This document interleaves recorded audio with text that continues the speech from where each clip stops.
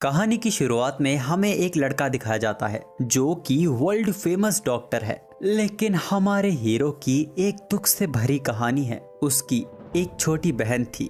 उसकी मौत एक ऐसी बीमारी से हुई जिसका कोई इलाज नहीं था। उस दिन हमारे हीरो ने डिसाइड किया वो एक ऐसी दवाई का आविष्कार करेगा जो किसी भी बीमारी को ठीक कर देगी। उसने बहुत मेहनत करनी शुरू कर दी। कई दिन तो वो अपना खाना पीना भूल जाता था। एक दिन जब वो बहुत ज्यादा थक गया, उसने सोचा कि 40 मिनट्स का ब्रेक ले लिया जाए। पर जब हीरो की आंखें खुली, वो मर चुका था। सोते वक्त ही उसकी मौत हो गई थी। हमारे हीरो फाल्मा का एक नई दुनिया में रिइंकार्नेशन हुआ है। जब उसकी आंखें खुली, एक लड़की उसके लिए परेशान हो रही थी। वो कहती है कि आपको हिलना नहीं चाहिए, आपके ऊपर बिजली गिरी थी। फाल्मा को कुछ समझ नहीं आ रहा था। तभी वो अपनी आवाज में बदलाव देखता है। वो अपने हाथों को देखता है जो बच्चे जैसे थे। उस लड़की का कहना था कि फाल्मा पर बिजली गिरने के कारण वो कई दिनों से कोमा में था। फाल्मा माफी मांगता है और कहता है कि उसे कुछ भी याद नहीं है। वो लड़की उसको शीशा दिखाती है जिसको देख वो एकदम हैरान हो गया था। वो एक बच्चे की बॉडी में फंस गया है। उसे इस दुनिया का, इस शरीर का कुछ भी पता नहीं है, लेकिन अपनी पुरानी जिंदगी का उसे सब कुछ याद है। तभी अचानक उसे अपने कंधे पर दर्द होने लगता है। वो उस लड़की से, जो कि उसकी मेड शार्लोट है, उससे इस बैंडेज को हटाने के बारे में पूछता है। ये सुनते ही वो तुरंत गर्म पानी ले आती है। जब फाल्मा उस बैंडेज को हटा रहा था तब उसे एक मार्क दिखाई देता है। उस मार्क को देखकर शार्लोट घबरा जाती है और खुशी के आंसू रोना शुरू कर देती है। फाल्मा कहता है कि ये उसके ऊपर बिजली गिरने की वजह से हुआ होगा।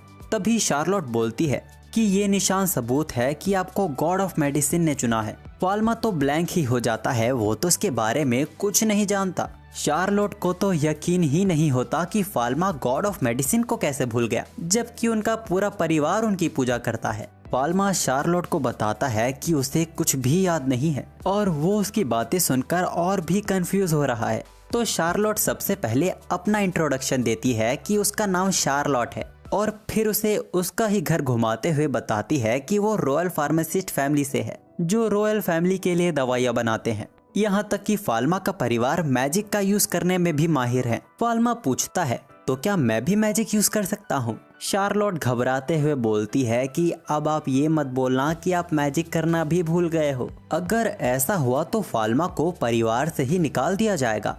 फाल्मा क्लियर कर देता है कि वो मैजिक करना भी भूल गया है। शार्लोट अपने आप को तसल्ली देते हुए सोचती है कि शायद मास्टर मजाक कर रहे हैं। वो फाल्मा को बताती है कि वो वाटर मैजिक में बहुत अच्छा था। उसी दिन फाल्मा अपने रूम में वाटर मैजिक का यूज करने की कोशिश करता है। उसने वाटर मॉलिक्यूल के फॉर्मूले को इमेजिन किया। अचानक फाल्मा का वो मार्क ग्लो करने लगा था। अचानक फाल्मा के हाथों पर पानी तैरने लगता है। ये देख फाल्मा घबरा गया था। वो खिड़की से बाहर सारा पानी फेंक देता है, पर अब वो उस प्रेशर को रोक नहीं पा रहा था। किसी तरह फाल्मा का वो मार्क ग्लो होना बंद हो जाता है, जिससे उसके हाथों से पानी निकलना भी रुक गया था। फाल्मा के मैजिक से भीगी हुई शार्लोट बहुत ही ज्यादा खुश थी। शार्लोट को आखिर राहत मिली कि फाल्मा मैजिक यूज कर सकता है। फाल्मा ने अपने मैजिक के बारे में काफी सोचा। उसने रियलाइज किया कि वो जिस भी एलिमेंट के फॉर्मूले के बारे में सोचता, उस एलिमेंट को वो क्रिएट कर पा रहा था और अपने दूसरे हाथ से वो उसे इरेज भी कर पा रहा था। शार्लोट फाल्मा के पास आती है और उसे लाइब्रेरी ले जाती है। वहाँ वो उसे दिखाती है कि यहाँ मौजूद सारी किताबें वो पढ़ चुका है। ये सुनकर फाल्मा एक किताब को पढ़ने की कोशिश करता है। सरप्राइजिंगली वो इस किताब की लैंग्वेज को समझ पा रहा था। Dinner time. फाल्मा के फादर फाल्मा को ठीक देख काफी खुश थे। वो कहते हैं कि इस खुशी के माहौल में हम तुमसे एक सवाल करेंगे, पर उसकी बीवी मना करती है कि अरे अभी तो ये ठीक हुआ है। फाल्मा बोलता है कि वो तैयार है। उसके फादर उससे एक मेडिसिन बनाने का फॉर्मूला पूछते हैं, जिसमें ड्रैगन की खाल, छिपकली की पूंछ और चमगादड़ के दांतों का यूज होता है। फाल्मा ने इसका एकदम सटीक ठीक जवाब दिया था। उसके फादर कहते हैं अब जब तुम ठीक हो गए हो तो तुम्हें अपनी ट्रेनिंग वापस शुरू कर देनी चाहिए। अब फाल्मा ये नहीं जानता था कि कैसी ट्रेनिंग की बात हो रही है। उसने वहाँ हाँ तो कह दिया था, पर अब जो आगे होगा उन सब के लिए वो बिल्कुल तैयार नहीं है। अब अगले सीन में हमें स्वर्ग से उतरी एक अप्सरा के दर्शन करवाए जाते हैं, जो कि फाल्मा की मैजिक टीचर है, जिसका नाम एलन है। अब ट्रेनिंग के दौरान फाल्मा को शांत और डिसिप्लिन में देख एलन को शक होने लगता है कि कहीं ये कोई बहरूपिया तो नहीं है। फाल्मा बहाने बनाते हुए बोलता है कि उसके ऊपर बिजली गिरने के कारण उसे कुछ भी ठीक से याद नहीं है। एलन उसकी बात को मान लेती है और उससे डिवाइन आर्ट के बारे में क्वेश्चन पूछने लगती है। अब फाल्मा को डिवाइन आर्ट के बारे में कैसे ही पता होगा। वो तो मन में सोचता है कि अगर मुझे पता होता तो तुझे टीचर रखता ही क्यों। एलन उसे डिवाइन आर्ट के बारे में बताते हुए एक नदी किनारे ले चलती है और फाल्मा को उसकी जादुई छड़ी निकालने को कहती है। फाल्मा तो जादुई छड़ी लाया ही नहीं। ये सुन के एलन उसे अपनी दे देती है जादुई छड़ी। एलन फाल्मा को एक मैजिक स्पेल करके दिखाती है और उसके बाद फाल्मा भी उसी मैजिक को ट्राई करता है। सरप्राइजिंगली फाल्मा का किया मैजिक स्पेल बहुत ही ज्यादा पावरफुल था। इतना पावरफुल था कि एलन हैरान हो जाती है।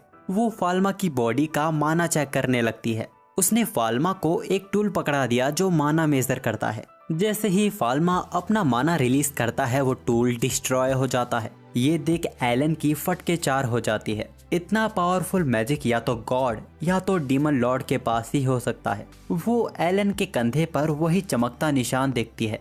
उसने पहचान लिया था कि ये गॉड ऑफ मेडिसिन का निशान है। एलन बहुत ही ज्यादा घबराने लगती है। उसका चश्मा टूट गया था। वो एलन को बोलती है कि वो कभी भी किसी के सामने माना मेजर टूल को ना पकड़े, यहाँ तक कि उसके खुद के फादर के सामने भी नहीं। सीन शिफ्ट होता है और एलन और फाल्मा एक बेंच पर बैठे हुए थे।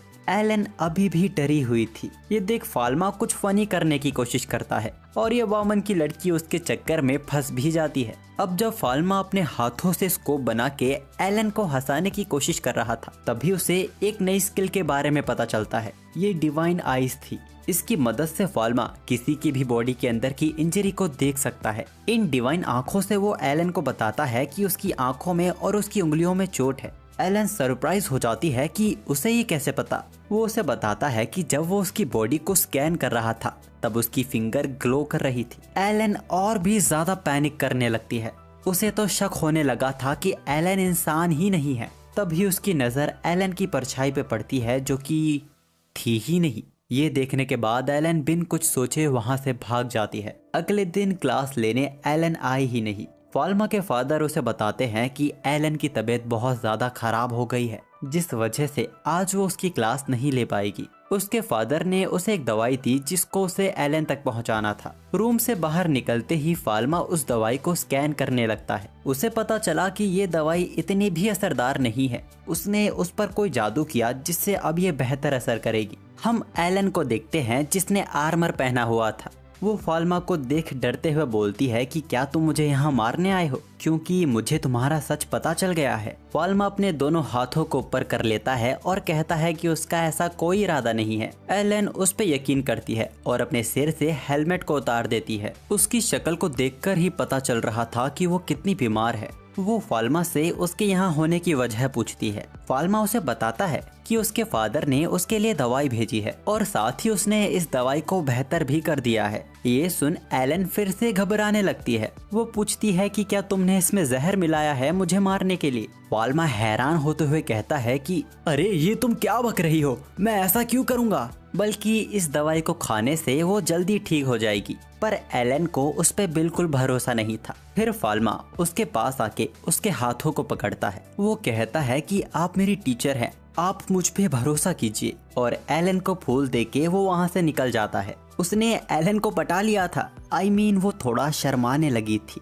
अगले दिन एलन फाल्मा को ट्रेन करने आई थी, लेकिन ये क्या, आज भी उसने आर्मर पहना हुआ है। उसका कहना था कि उसे अपने स्टूडेंट पे तो भरोसा है पर उसके मैजिक पर नहीं, वो बहुत ज्यादा पावरफुल है, इसीलिए उसने ये आर्मर अपनी सुरक्षा के लिए पहना है। वो फाल्मा को थैंक यू भी कहती है। कल जो उसने मेडिसिन दी थी उससे वो जल्दी ठीक हो गई। अब ट्रेनिंग शुरू करने के बाद एलन एक बार फिर फाल्मा का मैजिक देख हैरान हो गई थी। सीन चेंज होता है और हम फाल्मा को सभी को ताड़ते हुए देखते हैं। उसने अपनी डिवाइन आई की मदद से सबकी अंदरूनी चोट को देखना शुरू किया। वो उन्हें नोट कर लेता है और तय करता है कि वो सभी के लिए दवाई बनाएगा। फाल्मा अपनी लैब में अपने मैजिक से दवाई बनाना शुरू भी कर देता है। दवाई के बनने के बाद वो सीधा शार्लोट के पास जाता है। उसने वो दवाई शार्लोट को दे दी। हम देखते हैं कि शार्लोट इतनी खुश हुई थी कि वो लगभग वहाँ रोने ही लगी थी। वो फाल्मा को ये सब करने के लिए थैंक्स कहती है। जिसके बाद ये लोग सभी में वो दवाइयाँ बांट देते हैं। फाल्मा से मिली दवाइयाँ देखकर ये लोग भी बहुत खुश हुए थे। एक रॉयल फैमिली फार्मासिस्ट के द्वारा मेडिसिन ट्रीटमेंट मिलना ये कोई आम बात नहीं है। असल में ये लोग बहुत ही किस्मत वाले हैं। यहाँ पे शार्लोट इस बात का भी जिक्र करती है कि कैसे दुनिया में लाखों लोग सही इलाज ना मिलने के कारण मारे जाते हैं। ये बात फाल्मा के दिल पर आके लगी थी। अगले दिन डिनर के टाइम जब फाल्मा अपने माता पिता को देख रहा था, तभी वो नोटिस करता है कि यहाँ उसकी बहन नहीं है। उससे पता चलता है कि उसकी बहन को चिकन पॉक्स हो गया है और ये बीमारी मरीज से दूसरों में फैलती है, इसीलिए उसे अपने रूम में क्वारंटीन करके रखा गया है। अब यहाँ फाल्मा सोचता है कि ये बीमारी उसकी दुनिया में भी थी, लेकिन यहाँ ये बहुत खतरनाक बीमारी है। लेकिन फाल्मा को इसका इलाज पता था। इसके बाद ही उसने तुरंत दवाई बनाना शुरू कर दिया। वो उस दवाई को अपनी बहन के खाने में मिला देता है, जिसके बाद वो अपनी बहन से मिलने गया। अपने भाई को यहाँ देख वो घबरा जाती है। वो बोलती है कि फादर ने सबको मेरे पास आने से मना किया है।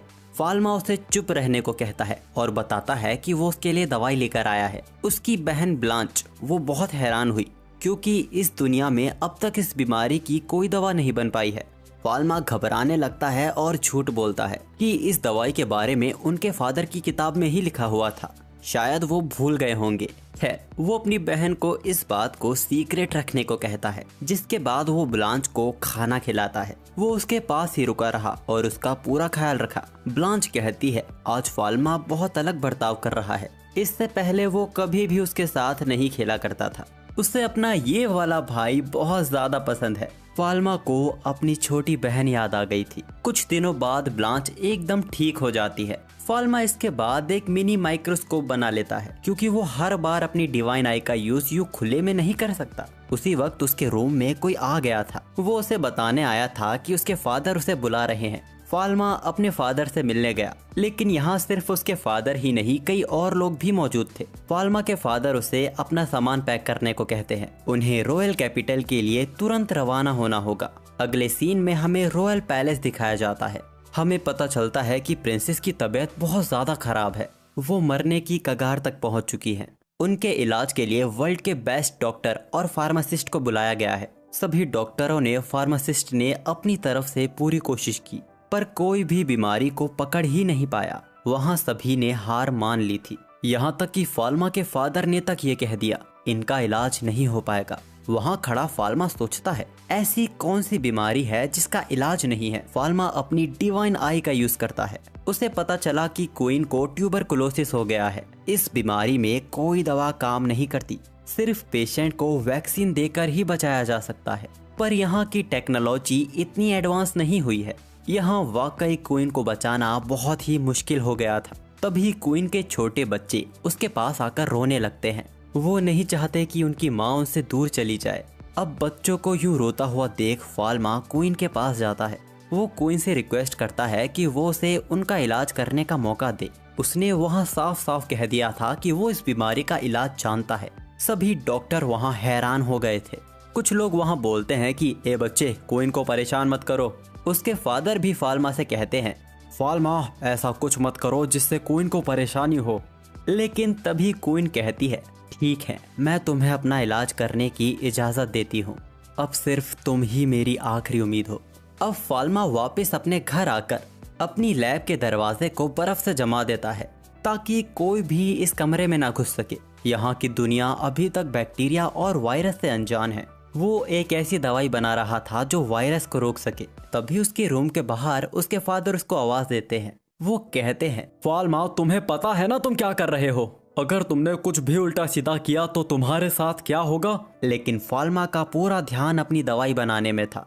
गुस्से में आकर उसके फादर लैब के दरवाजे को ही ब्लास्ट कर देते हैं और कहते हैं कि तुम ऐसा मत करो। लेकिन फाल्मा उनकी बात अनसुनी कर देता है और दवाई बनाना जारी रखता है। उसके फादर गुस्से में आकर आइस मैजिक का यूज करते हैं। फाल्मा ने अपने मैजिक से उनके मैजिक को कैंसिल कर दिया, जिस कारण दोनों के बीच एक वॉल क्रिएट हो जाती है। उसके फादर एकदम हैरान हो गए थे कि फाल्मा ने ये बिना मंत्र बिना स्टाफ के किया था। अब उनके लिए सवाल बदल गया था। वो फाल्मा से पूछते हैं कि वो कौन है। फाल्मा कुछ बोल नहीं पाता। तभी उसके फादर की नजर फाल्मा के नोट्स पर जाती है। उसमें फाल्मा ने कई सारी दवाइयों का फॉर्मूला लिखा हुआ था जो इस दुनिया में एग्जिस्ट भी नहीं करती। फाल्मा अपने फादर से बोलता है कि उसने ये सब अपने सपनों में देखा था जब उसके ऊपर बिजली गिरी थी। अब फाल्मा के फादर को सब समझ आ रहा था। उन्होंने फाल्मा का वो चमकता निशान भी देख लिया था। उन्हें यकीन नहीं होता कि गॉड ऑफ मेडिसिन ने उनके बेटे को चुना है। फाल्मा अपने फादर से दवाई बनाने की परमिशन मांगता है और वो ये भी कहता है कि अगर वो दवाई बनाने में कामयाब हो गया तो उसके फादर को रॉयल कैपिटल में और भी महत्व दिया जाएगा। फाल्मा के फादर ने साफ इनकार कर दिया। वो कहते हैं कि दवाई अगर वो बना रहा है तो क्रेडिट भी उसे ही मिलना चाहिए। वो कहते हैं कि क्वीन ने अपनी जान तुम्हारी काबिलियत पर टिकाई हुई है, तुम्हें भी अपना सब कुछ अपनी दवाई पर टिका देना चाहिए। आखिर एक सच्चे फार्मासिस्ट का काम यही तो होता है। फाल्मा उस दीवार को पिघला देता है। उसके फादर एकदम हैरान हो गए थे। फाल्मा पानी से बर्फ तो बना सकता है लेकिन उसे पिघला नहीं सकता। वो एक बार फिर पूछते हैं कि क्या वो सच में फाल्मा है। फाल्मा कहता है कि वो अपने आप को फाल्मा ही मानता है। अगले दिन फाल्मा दवाई लेकर रॉयल पैलेस जाता है। उसने अपना मुंह ढका हुआ था।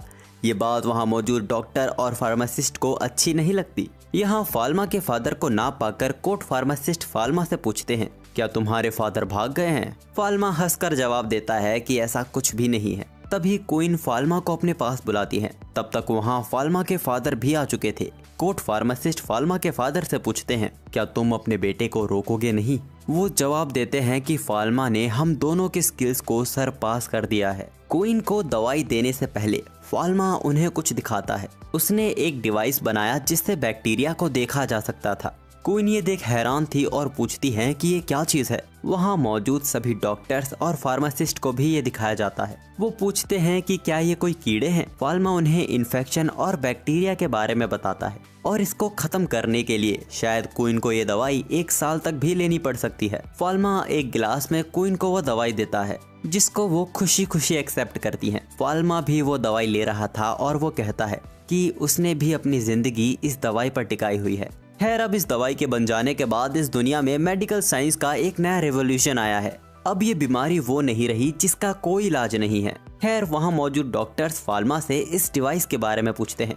फाल्मा कहता है कि ये कोई मैजिक नहीं, एक डिवाइस है और इसका डिजाइन वो सबको दे देगा। खैर, क्वीन के दवाई लेने के बाद उनको बहुत बेहतर महसूस हो रहा था और ये देख सभी लोग फाल्मा की तारीफ करते हैं। अब इसके कुछ देर बाद फाल्मा वापस अपने फादर के साथ घर लौट रहा था। फाल्मा के फादर ब्रूनो वो याद करते हैं वो दिन जैसे फाल्मा आज घबराया हुआ बैठा हुआ है, वो पहले भी ऐसा था। असल फाल्मा एक नाजुक बच्चा था और ब्रूनो काफी सख्त फादर थे। असल फाल्मा जब भी कुछ करने की कोशिश करता था और वो नहीं हो पाता था तो वो रोने लग जाता था। ब्रूनो का मानना था कि एक सच्चे फार्मासिस्ट को स्किल की नहीं, एक अच्छे दिल की जरूरत होती है जो अपने मरीज को समझ सके। लेकिन वो कभी अपने बेटे को नहीं समझ सके।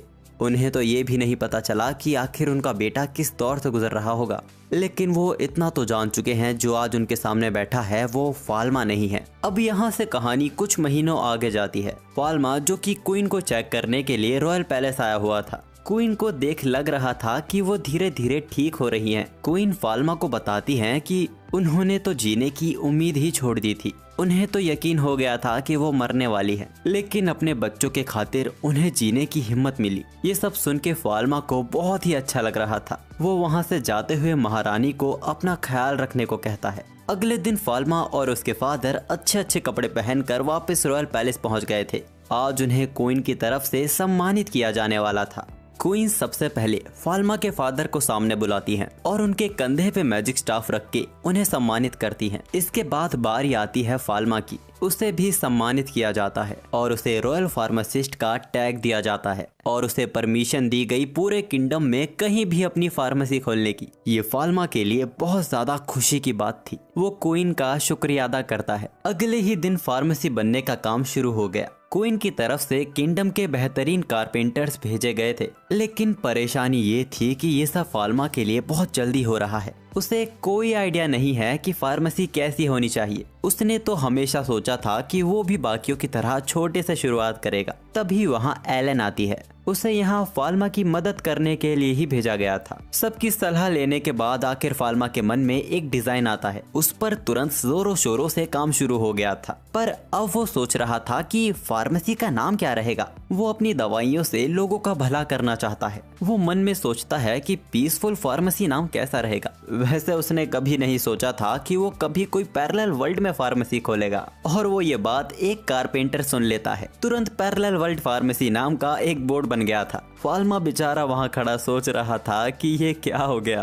तभी वहाँ एलन भी आ जाती है। फार्मेसी का नाम देखकर वो भी बहुत ज्यादा खुश हुई। एलन उससे कहती है, नाम तो काफी ज्यादा अच्छा है। फाल्मा शर्माते हुए कहता है, अरे यार ओके। जब एलन फाल्मा से बात कर रही थी तभी वहाँ हम एक नए शख्स को देखते हैं।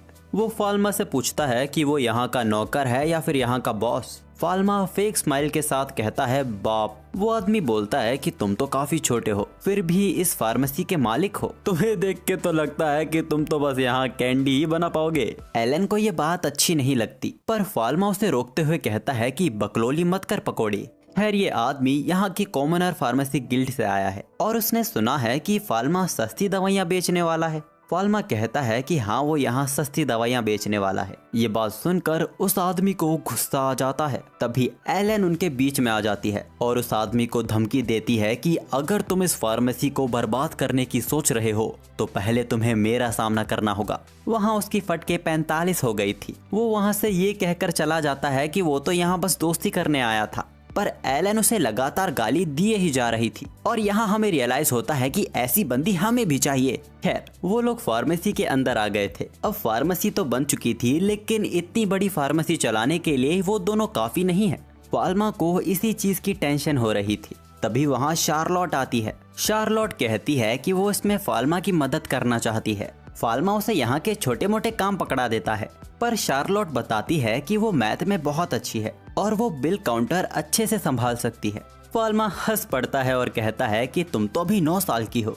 तो शार्लोट भी बोलती है कि आप भी तो 10 साल के हैं। वो बस फाल्मा की मदद करना चाहती है। उसने लगभग वहाँ रो ही दिया था। फाल्मा कहता है कि वो उसको समझता है और उसकी बात को मान लेता है।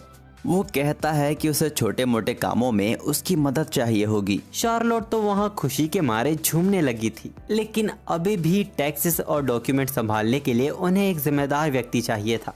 इसके बाद हम देखते हैं कि फाल्मा वापस फूलों का गुलदस्ता लेके घर जा रहा है। आज यहाँ का माहौल काफी उदासी भरा है। फाल्मा को पता चलता है कि उनके परिवार का फाइनेंस संभालने वाला सेड्रिक, जिसने काफी साल उनके परिवार को दिए हैं, आज वो रिटायर हो रहा है। ये बात सभी को आज अचानक से पता चली। सेड्रिक कहता है कि फाल्मा के फादर ने उन्हें सभी कामों से आजाद कर दिया है। शायद वो चाहते हैं कि अब वो कंट्री के लिए भी कुछ करे। फाल्मा ये बात सुनकर कुछ सोचता है और कहता है, क्या आप मेरे लिए काम करोगे? सेड्रिक हाँ तो कह देता है, पर उसे कुछ समझा नहीं था।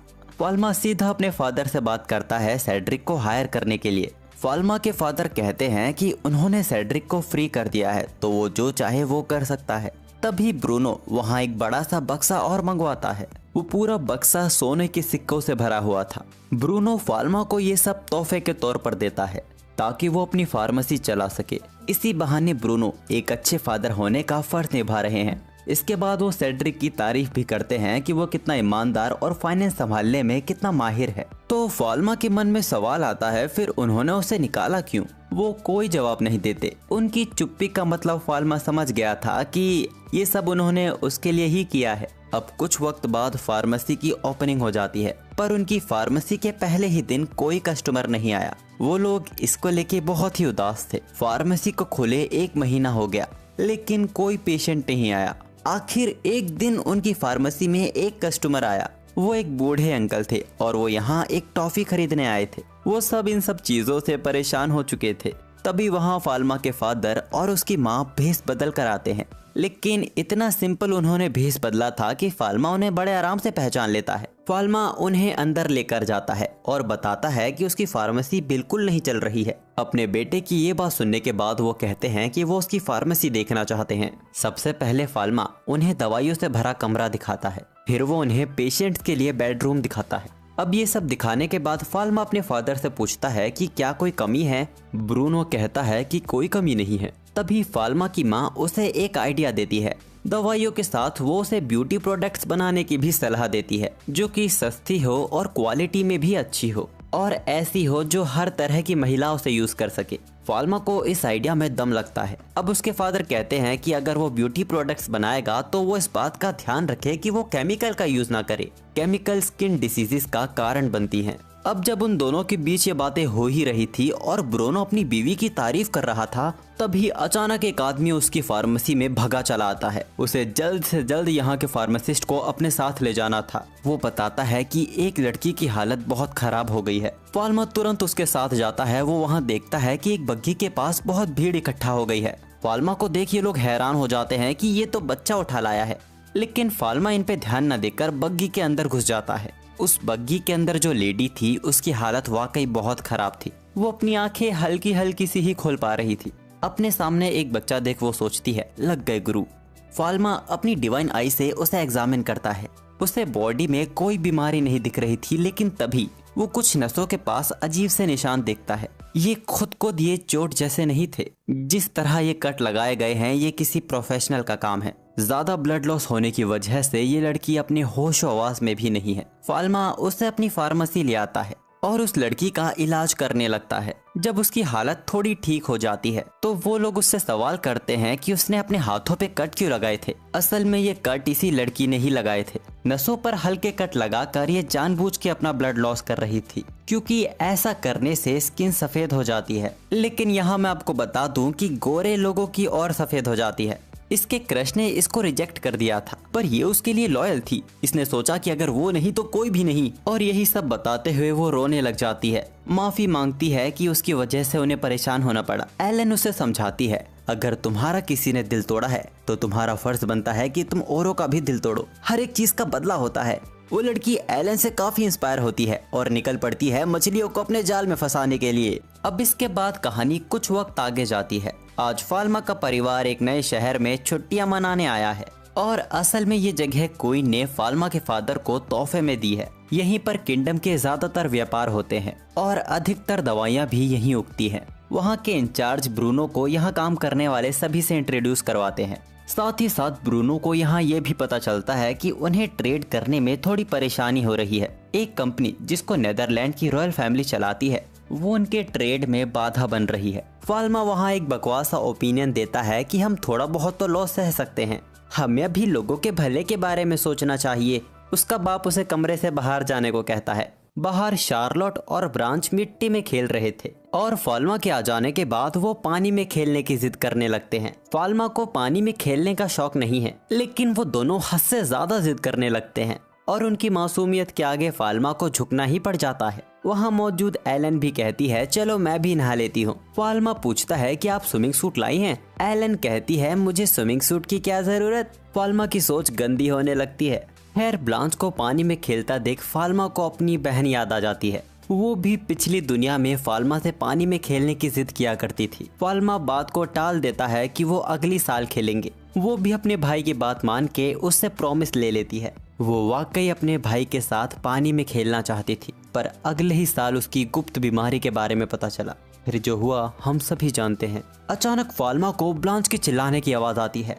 वो किनारे से दूर जा चुकी थी, जिस कारण वो समुद्र के तल में डूबने लगी थी। एलन उसकी मदद करने जाती है, लेकिन उसे भी तैरना नहीं आता। उतने में फाल्मा काफी तेजी से ब्रांच की ओर तैरने लगता है। उसे डर लग रहा था कि क्या वो इस दुनिया में भी अपनी बहन को खो देगा। ब्लांच समुद्र के तल की ओर डूबने लगती है। फाल्मा इस चीज को एक्सेप्ट नहीं करना चाहता था। अचानक उसका मार्क तेजी से ग्लो करने लगता है। अचानक उस एरिया का सारा पानी गायब हो जाता है। समुद्र के उस हिस्से में वो जगह खोखली हो चुकी थी। पानी वहीं के वहीं थम गया था। वहाँ मौजूद एलन को अपनी आंखों देखे इस चमत्कार पर यकीन नहीं होता। जिस जगह अभी ये लोग खड़े हैं वहाँ पानी सूख चुका है, यानी कि फाल्मा ने सिर्फ पानी हटाया ही नहीं, यहाँ से गायब ही कर दिया है। फाल्मा ये खुद नहीं जानता कि उसने ये कैसे क्या किया है। फाल्मा ब्लांच को वहाँ से बाहर लेकर आता है। उसने फाल्मा को गले लगाकर रोना शुरू कर दिया था। फाल्मा अपनी डिवाइन आई से ब्लांच को एग्जामिन करता है और तसल्ली करता है कि अब सब कुछ ठीक है।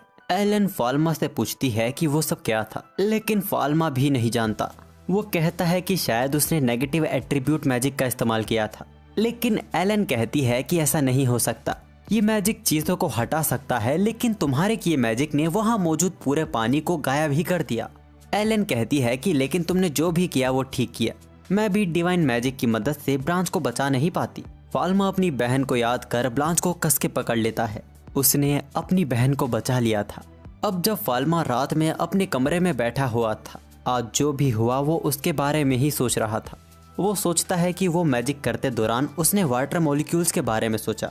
अगर उसने उस वक्त पानी के होने का वजूद ही मिटा दिया था तो इंसान भी तो पानी से बने हैं, यानी कि फाल्मा का मैजिक इंसानों को भी नुकसान पहुंचा सकता है। अब फाल्मा अपने आप से ही डरने लगता है कि उसने अगर गलती से ब्रांच को ही नुकसान पहुंचा दिया होता तो। तभी शार्लोट वहां आती है और फाल्मा से पूछती है कि क्या उसे कुछ चाहिए। फाल्मा ना में जवाब देता है और कहता है कि आज जो भी हुआ उन सब के बाद तो शार्लोट भी थक गई होगी। शार्लोट वहां से जाने ही वाली थी कि तभी वो फाल्मा के चेहरे को देखती है। उसके चेहरे पे चिंता साफ दिखाई दे रही थी। वो कहती है कि तुम्हें परेशान होने की कोई जरूरत नहीं है, आज तुमने जो भी किया वो अपनी बहन को बचाने के लिए किया। फाल्मा कहता है कि उसने सबको डरा दिया था। शार्लोट कहती है कि सारी गलती मेरी है, ब्रांच को बचाने की जिम्मेदारी उसकी थी और आपने तो एकदम कमाल ही कर दिया। आपने हीरो की तरह पानी में छलांग लगा दी और एक हीरो की तरह ब्रांच को भी बचा लिया। फाल्मा कहता है कि नहीं, तुमने अच्छा किया, तुम्हें स्विमिंग करना नहीं आता है,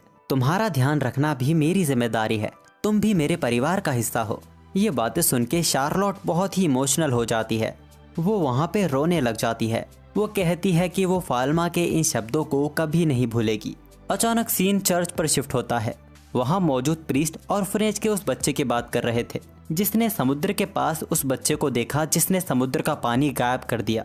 उसने बताया कि वो बच्चा बहुत डरावना है और उसकी एक पूंछ भी है। जहाँ ये सब हुआ, एक प्रीस्ट उस जगह को एग्जामिन करने गया और उसे पता चला कि यहाँ डिवाइन पावर का यूज किया गया है। उन्हें ये भी पता चला है कि उस बच्चे की कोई परछाई नहीं है। इन प्रीस्ट ने उस बच्चे को खत्म करने का निश्चय कर लिया था। यहाँ दूसरी तरफ हम देखते हैं कि आज फाल्मा की फार्मेसी में बहुत ज्यादा भीड़ है क्योंकि ये लोग बीच में एक ट्रिप पर जो चले गए थे। हमें ये भी पता चलता है कि अब तो फाल्मा की दवाइयाँ भी अच्छे से बिकने लगी हैं। तभी हम देखते हैं कि उसी चर्च के दो प्रीस्ट फाल्मा की फार्मेसी में काफी देर से खड़े हैं। वो लगातार फाल्मा को ही घूरे जा रहे थे। फाल्मा ने भी ये नोटिस कर लिया था। वो एलन से इन लोगों के बारे में पूछता है। एलन कहती है कि वो फार्मासिस्ट तो नहीं लगते। शार्लोट ने भी उनसे बात करने की कोशिश की थी पर वो बहुत अजीब व्यवहार कर रहे थे। शार्लोट कहती है कि हमें गार्ड्स को इन्फॉर्म कर देना चाहिए, पर फाल्मा मना कर देता है क्योंकि वो उनके मेहमान हैं। अगले दिन की सुबह सुबह जब गार्ड्स अपनी मॉर्निंग ड्यूटी पर आए ही थे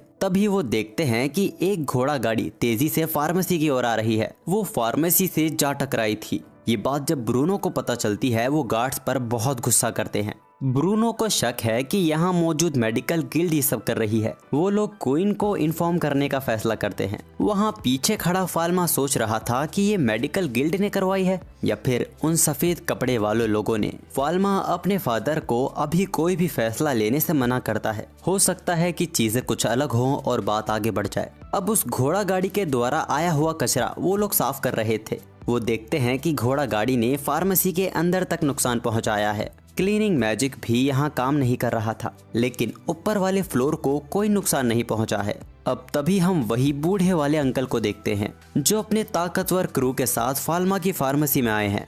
ये लोग फाल्मा की फार्मेसी को ठीक करने आए हैं क्योंकि फाल्मा बहुत अच्छा बच्चा है और उन्हें इसकी दुकान की कैंडी बहुत पसंद है। फाल्मा उनकी मदद के लिए उन्हें शुक्रिया कहता है और वो लोग काम पे लग जाते हैं। देखते ही देखते टाउन के सभी लोग वहाँ आ जाते हैं। वो फाल्मा से कहते हैं कि उसे कुछ भी करने की जरूरत नहीं है। फाल्मा उनके लिए सस्ती दवाइयाँ बनाता था। वो इतना अच्छा था जिस कारण सभी लोग उसकी मदद करने आ जाते हैं। बंदे ने पैसे नहीं, नाम कमाया है।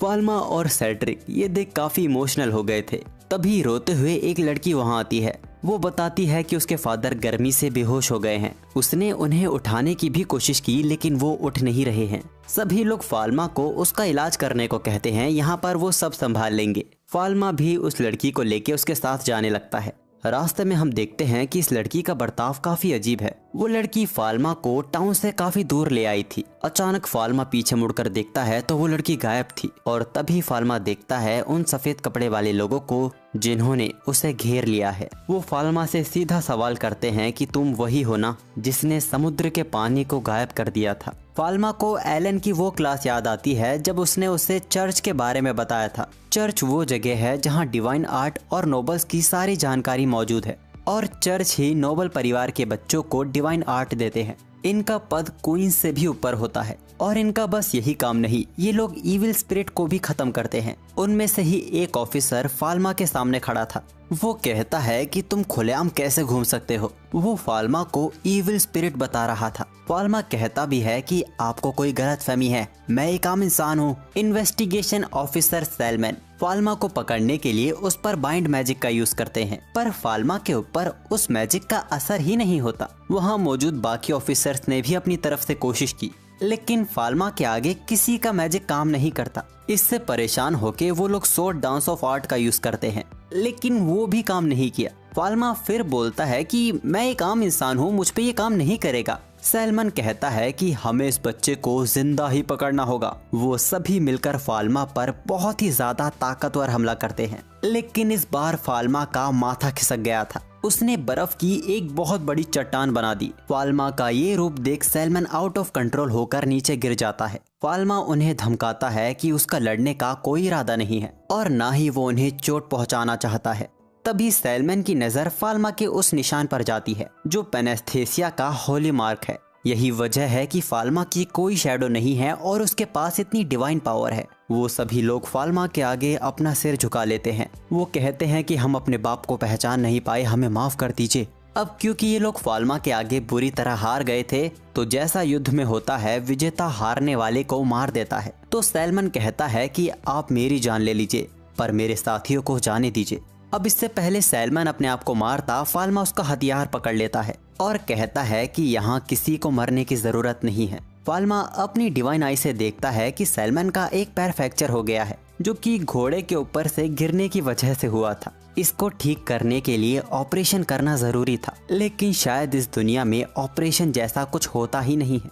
अगर फाल्मा ने इसे किसी और के भरोसे छोड़ा तो सैलमन की डेथ हो सकती है। फाल्मा उन्हें फर्स्ट एड बॉक्स लाने को कहता है। सैलमन ये जानना चाहता था कि फाल्मा ये सब क्यों कर रहा है।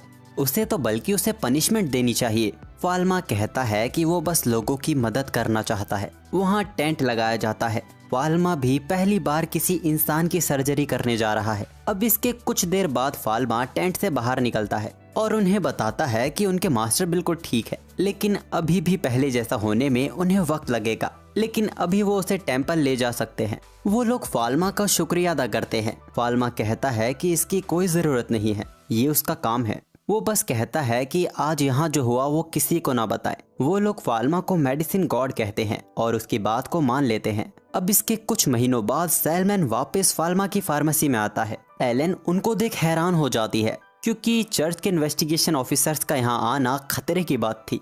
लेकिन सैलमन यहाँ फाल्मा का शुक्रिया करने आया था, साथ में स्वादिष्ट मिठाइयाँ भी लाया था। हमें पता चलता है कि सैलमन का प्रमोशन हो गया है और अब वो चर्च का बिशप बन गया है। सैलमन कहता है कि वो फाल्मा की पूरी तरह मदद करेगा। जो भी फाल्मा के राज को खोलने की कोशिश करेगा वो उसे अकेला ही संभाल लेगा, और उस दिन के लिए माफी के तौर पर वो फाल्मा के लिए एक नया गिफ्ट भी लेकर आया है। ये थी मेडिसिन गॉड की छड़ी, जो कि चर्च में संभाल कर रखी हुई थी। ये फाल्मा के डिवाइन पावर को और भी ताकतवर कर देगा। साथ ही ये लड़ाई, हीलिंग और किसी चीज को ढूंढने में भी कारगर है। इसको देखने के बाद एलन का मुंह तो खुला का खुला ही रह गया था। इस छड़ी की एक और खास बात थी कि ये अपने मालिक के हिसाब से अपने साइज को मैनिपुलेट भी कर सकती है। लेकिन फाल्मा इस छड़ी को लेने से हिचकिचा रहा था। उसे डर था कि अगर ये खो गई या टूट गई तो क्या होगा। सैलमन बस उसे उस छड़ी को हाथ में लेने को कहता है। जैसे ही फाल्मा ने उसे हाथ में लिया वो चमकने लगी। सैलमन हंसते हुए कहता है कि छड़ी ने आपको मालिक के तौर पे चुन लिया है। एलन इस छड़ी के नशे में पूरी तरह डूब गई थी। वो फाल्मा से उसे छूने के लिए मांगती है, लेकिन जैसे ही छड़ी उसने एलन को दी वो छड़ी उसके हाथों से आर पार हो जाती है। सैलमन बताता है कि बस एक गॉड ही इस छड़ी को यूज कर सकता है। ये सुन एलन फाल्मा को चिढ़ाने लगती है। फाल्मा कहता है कि वो कोई गॉड वॉड नहीं है। सैलमन बताता है कि अगर फाल्मा एक ह्यूमन से भी ज्यादा डिवाइन पावर इसमें यूज करे तो वो इस छड़ी की मदद से उड़ भी सकता है। एलन अपनी आंखों देखी पर यकीन नहीं कर पा रही थी। अब यहाँ से जाते दौरान सैलमन फाल्मा को निश्चिंत रहने को कहता है। जब तक वो चर्च का हेड है वो फाल्मा पर कोई मुसीबत आने नहीं देगा और वो इसका भी पता लगा के रहेगा कि कौन फार्मेसी के अंदर घोड़ा गाड़ी लेकर आया था। और हाँ, वो फाल्मा को एक लॉकेट भी देता है। ये लॉकेट फाल्मा की डिवाइन पावर को कंट्रोल में रखेगी। इसकी मदद से फाल्मा अपनी डिवाइन पावर को पूरी तरह छिपा भी सकता है, यहाँ तक कि इसको पहनने के बाद फाल्मा की शैडो भी दिखाई देने लगेगी। छड़ी से ज्यादा फाल्मा इसको लेकर ज्यादा खुश दिखाई दे रहा था। ऐसा सैलमन के पूछने पर फाल्मा कहता है कि वो बस एक आम जिंदगी जीना चाहता है। इसके बाद फाल्मा शार्लोट के साथ शॉपिंग करने जाता है। रास्ते में एक मेडिकल के पास उसने एक औरत को परेशान होता देखा। वो औरत परेशान थी क्योंकि इस फार्मासिस्ट के पास पैरेलल वर्ल्ड फार्मेसी जैसी दवाई नहीं है। वो कहता है कि वो लोग उनके जैसी दवाई नहीं बना सकते और साथ ही फाल्मा अमीर घर से है, अगर वो सस्ते में दवाई दे भी दे तो भी उसे कोई फर्क नहीं पड़ेगा। ये सुन के वो लड़की कहती है तो आप उनके साथ काम क्यों नहीं करते, लेकिन ये लोग ऐसा नहीं कर सकते क्योंकि ये इनकी गिल्ड के खिलाफ है। फाल्मा ने ये सारी बातें सुन ली थी। फाल्मा वापस फार्मेसी जाके अपनी एक गिल्ड बनाने का डिस्कशन करता है।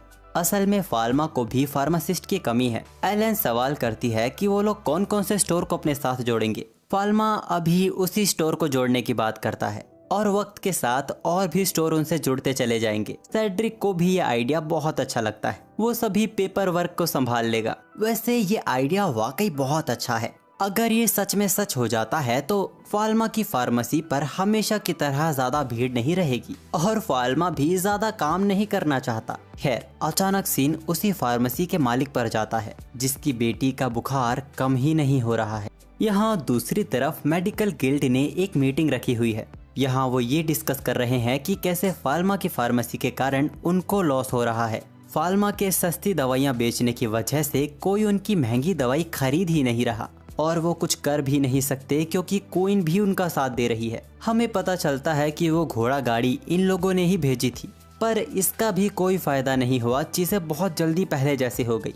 वो चश्मे सबको धमकाता है कि अगर कोई भी फाल्मा की फार्मेसी के पास जाएगा या उससे मदद लेगा उसे गिल्ड से बाहर निकाल दिया जाएगा। दूसरी तरफ हम उसी आदमी को देखते हैं जो अपनी बेटी का इलाज करवाने एक डॉक्टर के पास आया था, लेकिन डॉक्टर वहाँ मौजूद ही नहीं था। वहाँ से गुजर रहा फाल्मा उसे बताता है कि यहाँ का मालिक एक हफ्ते की छुट्टी पर गया है। फाल्मा देखकर ही समझ जाता है कि इस आदमी की बेटी की तबीयत खराब है, पर यह आदमी फाल्मा की मदद लेने से हिचकिचा रहा था। लेकिन अपनी बेटी को मजबूर देख वो फाल्मा के साथ चलने के लिए तैयार हो जाता है। लेकिन फाल्मा उसे सामने वाले गेट से नहीं बल्कि पीछे वाले दरवाजे से फार्मेसी के अंदर लेके जाता है। उस आदमी को लगा कि ये उसकी हैसियत की वजह से है। अंदर जाके फाल्मा उसे मास्क पहनने को कहता है। अब जाके उस आदमी को समझ आया कि फाल्मा उसे पीछे वाले दरवाजे से क्यों लेकर आया, ताकि बीमारी दूसरों में ना फैले। इसके बाद फाल्मा उसकी बेटी का एकदम अच्छे से इलाज करता है और उसको अच्छे से ट्रीट करते हुए उसको एग्जामिन भी करता है। उस आदमी को यकीन नहीं हो रहा था। आखिर में फाल्मा उस आदमी को बताता है कि उसकी बेटी को बुखार हो गया था। वो आदमी पूछता है कि क्या किसी इविल स्पिरिट ने कब्जा नहीं किया था। फाल्मा पूछता है कि ये सब कौन सिखाता है आपको। अब दवाइयों के सभी इंस्ट्रक्शन देने के बाद फाल्मा उन्हें फ्री कर देता है। वो आदमी नोटिस करता है कि इतने वक्त में ही उसकी बेटी का टेम्परेचर कम हो गया है। फाल्मा ने उन्हें 5 दिन की दवाई दी और वो कहता है कि अगर इसके बाद भी उसे उसकी जरूरत हो तो वो गार्ड से बात कर सकता है। वो आदमी फाल्मा से उसकी फीस पूछता है। फाल्मा कहता है कि फीस बहुत ही कम है। वो चाहता है कि सभी बच्चों का इलाज अच्छे से हो। जिसके बाद फाल्मा अंदर चला जाता है। पैरी कहता है पैरेलल वर्ल्ड फार्मेसी वाकई कमाल की जगह है। इस आदमी का नाम पैरी है। अब पैरी वापस घर लौटने के बाद जब वो अपना काम कर रहा था वो अपनी बीवी को भी पैरेलल वर्ल्ड फार्मेसी और फाल्मा के बारे में बताता है। वो कहता है कि अगर वो फाल्मा का 1% भी होता तो वो अपनी दुकान अच्छे से चला पाता। वो फाल्मा से मदद भी नहीं ले सकते क्योंकि ये रूल्स के खिलाफ है। उसकी वाइफ उसका हौसला बढ़ाती है कि वो जानती है कि वो कितनी मेहनत करता है और वो रिस्क भी नहीं ले सकता क्योंकि उनके ऊपर कर्ज भी है और अभी उनकी बेटी छोटी है जिसका भविष्य उनके ही हाथों में है। पैरी ये कहते हुए रोने लगता है कि वो तो अपनी बेटी का इलाज भी नहीं कर सकता, जिसके बाद वो दोनों ही दुखी हो जाते हैं। अगले दिन आज फिर कॉमनर मेडिकल गिल्ड में मीटिंग हो रही थी। वो लोग इसी बात को लेकर परेशान थे कि अब उनकी दवाइयाँ ना के बराबर भी नहीं बिक रही हैं। मोटू बोलता है कि उसने तो अपनी बीवी को फाल्मा के ब्यूटी प्रोडक्ट्स ही लगाते पकड़ लिया था, जिसके बाद उसने उसके सामने अपनी ताकत का प्रदर्शन किया। अब वो कैसे भी ब्यूटी प्रोडक्ट्स नहीं लगा पाएगी। खैर वो पैरी से पूछता है कि उसकी मेडिकल के क्या हाल है, जो कि फाल्मा के फार्मेसी के सबसे करीब है। पैरी बिना कुछ छिपाए सब बता देता है कि फाल्मा की फार्मेसी वाकई कमाल की है। वो किसी के साथ भेदभाव नहीं करता। उसने ये भी बताया कि वो अपनी बेटी को भी लेकर गया था।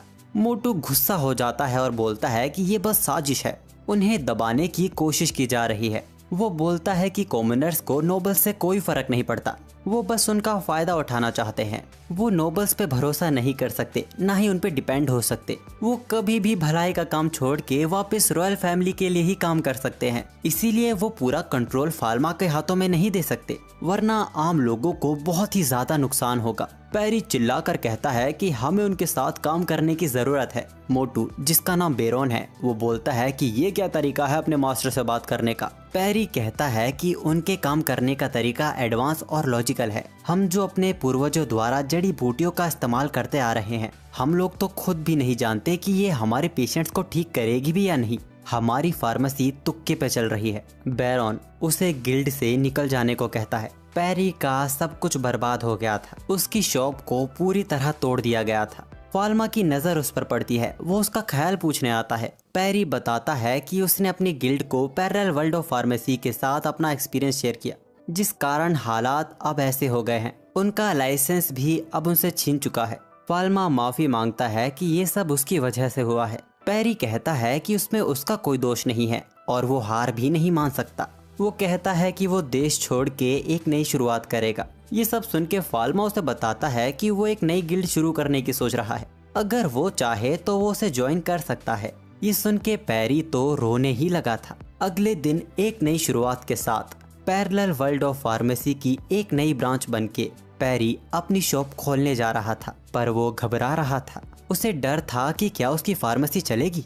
वो फाल्मा नहीं है, उसकी बेटी उसका हौसला बढ़ाती है। वो दरवाजा खोलता है और देखता है कि 50 से ज्यादा लोग उसकी फार्मेसी के बाहर खड़े हैं। पैरी एक बार फिर खुशी के आंसू रोने लगा था। वो सभी का खुले दिल से स्वागत करता है। अचानक सीन चेंज होता है। हमें एक शख्स दिखाया जाता है जिसको मैजिक सर्कल में कैद किया हुआ था।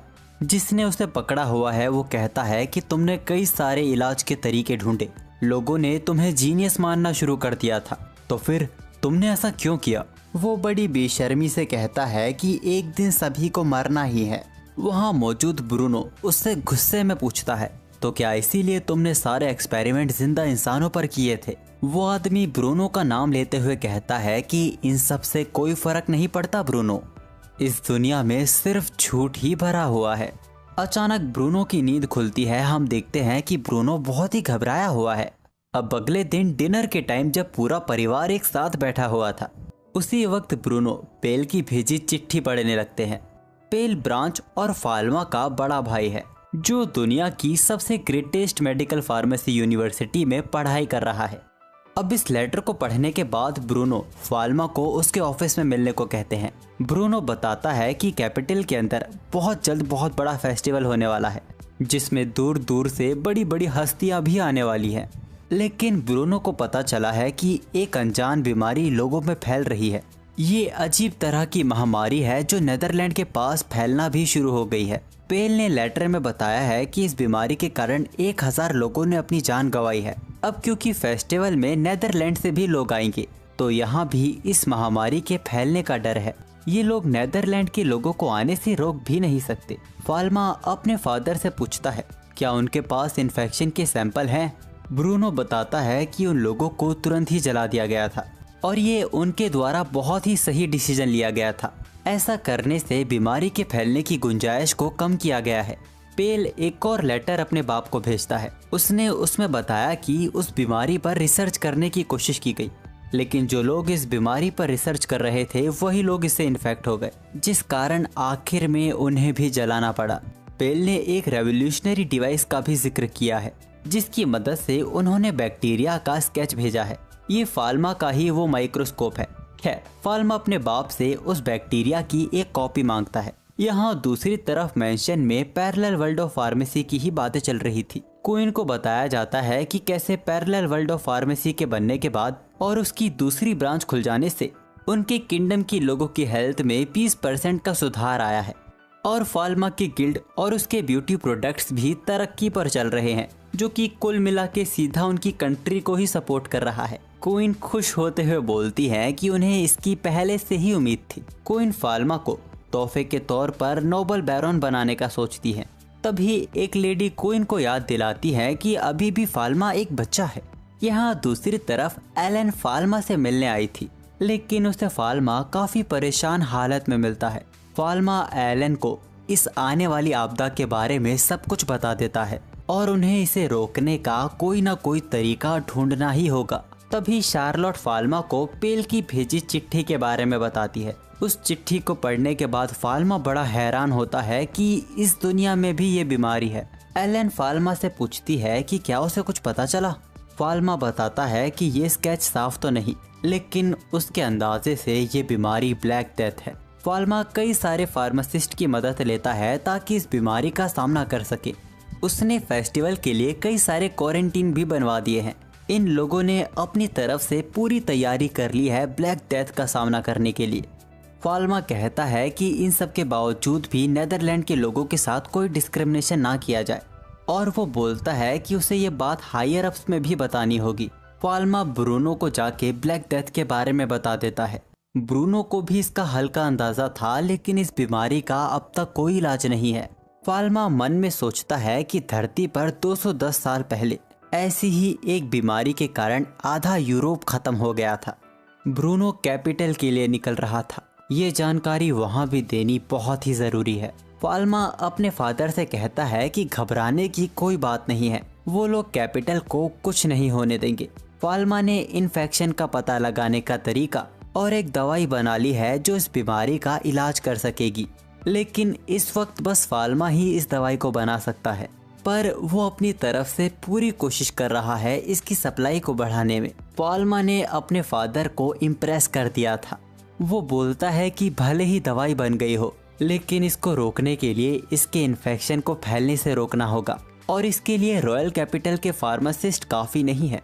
इसीलिए ब्रूनो सीधा पैलेस क्वीन से मिलने जाता है। वहाँ उसने क्वीन को इस बीमारी के बारे में सब बता दिया था। क्वीन सभी दरवाजों को बंद रखने को कहती है ताकि इन्फेक्शन कम से कम फैले। फाल्मा कहता है कि इसकी कोई ज़रूरत नहीं है, पर हर दरवाजे पर इंस्पेक्शन होना ज़रूरी है। इसके लिए उन्हें कंपाउंडिंग फार्मेसी गिल्ड के सभी फार्मासिस्ट की ज़रूरत पड़ेगी। क्वीन इसका ऑर्डर दे देती है। वो अपने एम्पायर के लोगों को बचाने के लिए कुछ भी करेंगी। हम देखते हैं कि सभी लोग काफ़ी अच्छे से काम कर रहे हैं। फाल्मा ने एक एडवांस माइक्रोस्कोप भी बनाया है। फाल्मा पैरी से ब्लैक डेथ की दवाइयों के बारे में पूछता है। पैरी बताता है कि मटेरियल सभी के पास पहुंच गया है, अब वो लोग आसानी से 1000 से ज़्यादा लोगों का इलाज कर पाएंगे। फाल्मा पैरी को शुक्रिया कहता है और कहता है कि अगर किसी पे पैसे ना हो तो वो लोग फ्री में उसका इलाज करेंगे। पैरी भी कहता है कि वो लोग मिलकर ब्लैक डेथ को रोकेंगे। क्वीन भी परेशान है फेस्टिवल के दिन को लेके। उनके मिनिस्टर उन्हें बताते हैं कि सभी लोग अपना काम बेहतरीन तरीके से कर रहे हैं।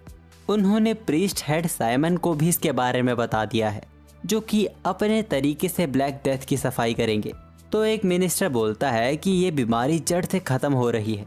क्वीन सभी बातें सुन के बहुत ही खुश थी, लेकिन वो अभी भी सभी को सावधान रहने को कहती है ताकि नुकसान को कम से कम किया जा सके। क्वीन उन्हें फाल्मा के सभी डिसीजन को फॉलो करने को कहती है, क्योंकि उसका डिसीजन हमेशा सही होता है। यहाँ दूसरी तरफ फाल्मा और एलन भी निकल पड़े हैं ब्लैक डेथ का सामना करने के लिए, मतलब कि नेदरलैंड से आ रही शिप्स का इंस्पेक्शन करने के लिए। यहाँ बहुत सारी शिप्स आई हुई थी और इन शिप्स में कहीं भी वो वायरस हो सकता है। फाल्मा वापस शहर आता है। डॉक्टर से उन शिप्स की इंस्पेक्शन की जो कल आई थी। ये काम काफ़ी सीरियसली किया जा रहा है। लगातार लोगों को क्वारंटाइन और आइसोलेट किया जा रहा है। फाल्मा कहता है कि थोड़ी सी भी लापरवाही बहुत बड़ी प्रलय ला सकती है। अब फाल्मा यहाँ से एक शिप की इंस्पेक्शन करने के लिए जाता है, लेकिन उस शिप के कैप्टन को ये चीज़ बिल्कुल पसंद नहीं आती। उसकी शिप का इंस्पेक्शन करने के कारण वो बहुत ही गुस्से में था। फाल्मा उसे शांत करता है और वहाँ मौजूद फार्मासिस्ट से बात करता है। वो फार्मासिस्ट फाल्मा को इंस्पेक्शन की रिपोर्ट देता है, लेकिन फाल्मा अपने तरीके से भी इस शिप की इंस्पेक्शन करता है, जिसके बाद वो कैप्टन से कहता है कि यहाँ सब कुछ ठीक है। कैप्टन काफी प्राउड फील करता है फाल्मा कैप्टन को कुछ डॉक्यूमेंट देता है जो उसे नीचे दिखाने होंगे और उसने उसके क्रू मेंबर्स के लिए कुछ प्रिस्क्रिप्शन भी लिखे थे। अब जब फाल्मा और एलन वहां से जा रहे थे तभी दूसरी शिप का कैप्टन उन पर चीजें फेंकने लगता है। वो कहता है कि उसे जल्दी से जल्दी अपना सारा सामान नीचे पहुंचाना है और तभी दूसरा कैप्टन कहता है कि पहले उसका सामान जमीन पर उतरेगा, जिस कारण उन दोनों में ही बहस होने लगती है। एलन को ये सब देख बहुत ही गुस्सा आ रहा था। वो दोनों का मुंह हमेशा के लिए चुप करने जा रही थी, पर तभी वहाँ कोई कैनन से हमला कर देता है। एलन की तो डर से हालत ही खराब होने लगती है। हम देखते हैं कि एम्पायर नेवी यहाँ पहुँच चुकी है और वो कहते हैं कि हमारे यहाँ आके हमारे ही रॉयल फार्मासिस्ट के साथ तुम ऐसा बर्ताव नहीं कर सकते। ये है कैप्टन जीन जो कि फाल्मा की फार्मेसी का रेगुलर कस्टमर है। जीन सभी को धमकी देता है जो भी फाल्मा को नुकसान पहुंचाने की कोशिश करेगा वो वहीं इसी वक्त उसकी शिप डुबा देगा। सबकी फट जाती है। अब तो किसी के मुंह से चू भी नहीं निकल रही थी। फाल्मा कैप्टन का शुक्रिया करता है। वो कहते हैं कि ये तो उसका काम है और वो पूछते हैं कि फाल्मा की फार्मेसी कब खुल रही है। असल में जिन को फाल्मा की शॉप की सी कैंडी बहुत ही ज्यादा पसंद है और इसको लेने से उसके किसी भी क्रू मेंबर को सी सिकनेस की प्रॉब्लम भी नहीं होती। वो तो फाल्मा को उन कैंडीज का बड़े स्टॉक का ऑर्डर देने वाले हैं। फाल्मा को ये सब सुन के बहुत ही ज्यादा अच्छा लगता है। फाल्मा उन्हें बताता है कि फेस्टिवल के बाद सब कुछ नॉर्मल हो जाएगा। अब इसके कुछ देर बाद हम इन लोगों के बीच ब्लैक डेथ को लेके डिस्कशन देखते हैं। एलन कहती है कि उसे तो लगा था ब्लैक डेथ बस एक कहानियां हैं। अगर फाल्मा नहीं होता तो वो तो इसका सामना ही नहीं कर पाते। इसके बारे में सोच के ही एलन घबरा गई थी। फाल्मा कहता है कि जस्ट चिल आउट गाइस, अपन यहीं पे चे। तभी वहाँ एक आदमी आता है जो कि बताता है कि कुछ लोग इंस्पेक्शन से भाग गए हैं और वो लोग एक विलेज में भी घुस गए हैं। एलन हैरान होते हुए बोलती है, ये क्या बक रहे हो महाशय। वो आदमी बताता है कि वो लोग नहीं जानते कि वो लोग कहाँ हैं, पर एक व्यक्ति के मरने के बाद से ब्लैक डेथ बहुत तेजी से फैल रहा है। सभी लोग बहुत ही ज्यादा घबराने लगते हैं। फाल्मा इस नई मुसीबत को संभालने के लिए अकेला जा रहा था। एलन बोलती है कि वो यहाँ से नहीं जा सकता। अगर फाल्मा चला जाएगा तो शिप्स का इंस्पेक्शन कैसे होगा। लेकिन ब्लैक डेथ नाम की इस नई मुसीबत को रोकना भी जरूरी था। वो कहता है कि उसे एलन पे पूरा भरोसा है, उसके बिना भी वो सब कुछ संभाल लेगी। जिसके बाद फाल्मा अपनी छड़ी की मदद से उड़ के वहाँ से चला जाता है। रास्ते भर फाल्मा इस ब्लैक डेथ को लेकर ही परेशान हो रहा था। अचानक वो अपना बैलेंस खो देता है, जिस कारण वो एक पेड़ से टकरा जाने वाला था। पर हम देखते हैं कि फाल्मा उस पेड़ के आर पार ही हो गया। अभी भी फाल्मा को इस छड़ी के बारे में बहुत कुछ जानना बाकी है। ऊपर से उड़ते हुए फाल्मा कुछ लोगों को विलेज छोड़ता हुआ जाता दिखता है। हम लोगों ने सुना कि वो लोग कह रहे थे कि विलेज में रुकना यानी डीमन के हाथों मारे जाना। तभी फाल्मा उनके सामने आता है और उन्हें वापस जाने को कहता है। वहाँ मौजूद लोग फाल्मा को बच्चा समझ के उसे ही भगाने लगते हैं। फाल्मा उन्हें कहता भी है कि वो उन्हें समझा देगा, अभी विलेज में वापस जाओ।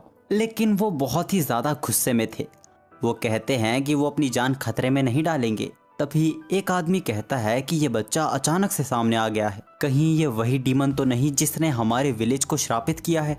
ये बात सुन के वो सभी लोग अपने हाथों में हथियार पकड़ लेते हैं। फाल्मा एक बार फिर उन्हें समझाने की कोशिश करता है कि वो लोग अगर यहाँ से भाग भी जाएं तो भी वो इस बीमारी से बच नहीं पाएंगे। लेकिन वो लोग फाल्मा की बात पर यकीन करने को राजी ही नहीं थे, जिस कारण फाल्मा को मजबूरन पूरा विलेज बर्फ से ढकना पड़ता है ताकि बीमारी फैल ना सके। वो उन्हें समझाता है कि वो कैपिटल का रॉयल फार्मासिस्ट है और यहाँ वो उन सभी को ब्लैक डेथ से बचाने आया है। फाल्मा का रॉयल बैच देखकर वो हैरान हो जाते हैं। फाल्मा उन्हें फैल रही ब्लैक डेथ बीमारी के बारे में बताता है। लोगों की मौत हो रही है। फाल्मा कहता है कि अगर वो इस बीमारी को खत्म कर दे तो सब बच जाएंगे, लेकिन वो वादा नहीं कर सकता कि वो सभी को बचा लेगा, पर वो अपनी तरफ से पूरी जान लगा देगा।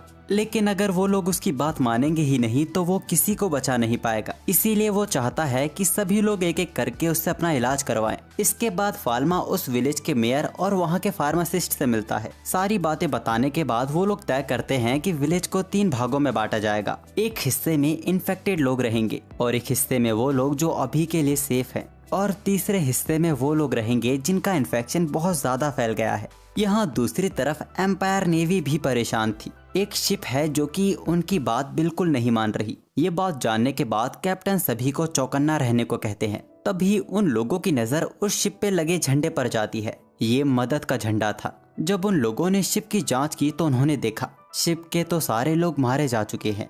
क्रू मेंबर कैप्टन से पूछते हैं कि अब उन्हें क्या करना चाहिए।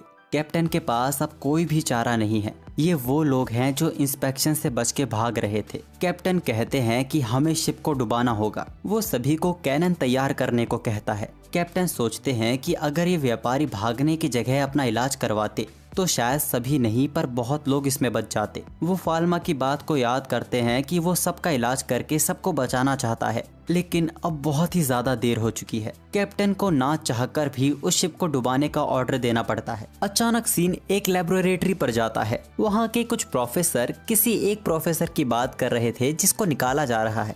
जिसको निकाला जा रहा है वो यही बूढ़ी अम्मा है, लेकिन वो अभी और काम करना चाहती थी। वो लोगों की मदद करना चाहती थी। माइक्रो ऑर्गेनिज्म में जो उन्होंने खोज की है वो लोगों के लिए किसी भी काम की नहीं। तो अब उन्हें भी लगता है कि शायद अब उन्हें रिटायर हो ही जाना चाहिए। वो अपनी असिस्टेंट से कहती है कि वो बस इस चीज को लेके डरी हुई है कि उनके जाने के बाद इन ऑर्गेनिज्म का क्या होगा। यहाँ दूसरी तरफ फाल्मा बहुत ही ज्यादा टेंशन में है, क्योंकि उसे काफी सारे सीरियस केसेस को हैंडल करना था। जब वो अंदर जाता है तो वहाँ मौजूद फार्मासिस्ट पूछते हैं ये बच्चा कौन है। तब सैलमन के पुराने साथियों में से एक उन्हें बताता है कि जबान संभाल के बात करो, ये गॉड ऑफ मेडिसिन है। वो लोग फाल्मा को बताते हैं कि उन्होंने अपनी तरफ से पूरी कोशिश की, लेकिन वो ये पता करने में नाकाम रहे कि कौन इन्फेक्टेड है और कौन नहीं। फाल्मा इन पेशेंट्स को दवाई देने को कहता है और अपनी डिवाइन आई से सभी लोगों को एक साथ एग्जामिन करता है। यहाँ लगभग सारे के सारे ही इन्फेक्टेड हो गए थे। सिर्फ 2 लोग ही थे जो इन्फेक्टेड नहीं थे, उन्हें बस बुखार था। और चिंता की भी कोई बात नहीं है क्योंकि सबके लिए काफी दवा है। अब फाल्मा अपनी डिवाइन पावर से सबका एक एक करके ट्रीटमेंट करने लगता है। इसमें काफी समय लगता है। फाल्मा को रियलाइज होता है कि उनके पास दवाई तो है, लेकिन इलाज करने के लिए उनके पास प्रॉपर फार्मासिस्ट नहीं है। ये काम कोई नॉर्मल फार्मासिस्ट नहीं कर सकता, इसीलिए सारा काम फाल्मा को ही करना पड़ रहा है। और अगर फाल्मा एक ही जगह ज्यादा वक्त बिताएगा तो ब्लैक डेथ फैलता ही चला जाएगा। तभी दूसरे फार्मासिस्ट वहां आते हैं जो कि बताते हैं कि उन्होंने दवाई दे दी है। इसके अलावा फाल्मा के पास इनके लिए यहाँ कोई काम नहीं है। वो उन्हें उन लोगों को ढूंढने को कहता है जो कि इन्फेक्टेड हैं और कैपिटल की ओर बढ़ रहे हैं। फाल्मा उन्हें ऐसे लोगों का सामान तुरंत जला देने को कहता है। ऐसा करने से इन्फेक्शन फैलने की रफ्तार धीमी हो जाएगी, जिसके बाद वो उन्हें दवाई दे सकते हैं। यहाँ दूसरी तरफ एलन बहुत ही ज्यादा परेशान है। वो कहती है कि वो लोग कितनी भी कोशिश कर लें वो फाल्मा जितने बेहतर नहीं हो सकते। उनसे यहाँ बहुत ज्यादा गलतियाँ हो रही हैं। एलन मारिया के आगे कह देती है कि फाल्मा के पास खास एबिलिटीज है, जो सुन वो कंफ्यूज हो जाती है और पूछती है कि कैसी एबिलिटीज। एलन बात को संभालते हुए कहती है वो इतनी ज्यादा एक्सपीरियंस नहीं है और ना ही उसके अंदर फाल्मा जैसा टैलेंट है। और ऐसे ही वो लगातार फाल्मा की तारीफें करी जा रही थी। मारिया उसका हौसला बढ़ाते हुए कहती है कि एलन बाकी सभी कामों में बहुत ही ज्यादा अच्छी है और वो चीजों को काफी अच्छे से समझ लेती है और तेजी से काम करती है, जो कि फाल्मा नहीं कर पाता। एलन सवाल करती है मतलब मैं भी कुछ कामों में अच्छी हूँ। मारिया कहती है हाँ बिल्कुल, और मुझे खुशी है कि मुझे तुम्हारे साथ काम करने का मौका मिला है। यहाँ दूसरी तरफ हम उसी प्रोफेसर को देखते हैं जिसको हमने लेबोरेटरी में देखा था। ब्रूनो ने उसे जरूरी काम से अपने ऑफिस में बुलाया है। उन प्रोफेसर को लग रहा था कि उन्हें काम से निकाला जा रहा है, इसीलिए वो ब्रूनो को थैंक्स कह रही थी उसे मौका देने के लिए। ब्रूनो कहता है कि अभी तुम्हें निकाला नहीं जा रहा, उन्हें अपने एम्पायर के लिए एक बहुत ही बड़ा काम करना है जिससे पूरी दुनिया को बचाया जा सकता है। वो प्रोफेसर एकदम हैरान हो जाती हैं और कहती हैं कि वो ये सब कैसे करेगी। ब्रूनो उन्हें बताता है कि उन्हें एक माइक्रो ऑर्गेनिज्म से एक मेडिकल सब्सटेंस निकालना है। जब उन्हें उसके नोट्स दिखाए जाते हैं तो वो काफी इम्प्रेस होती हैं।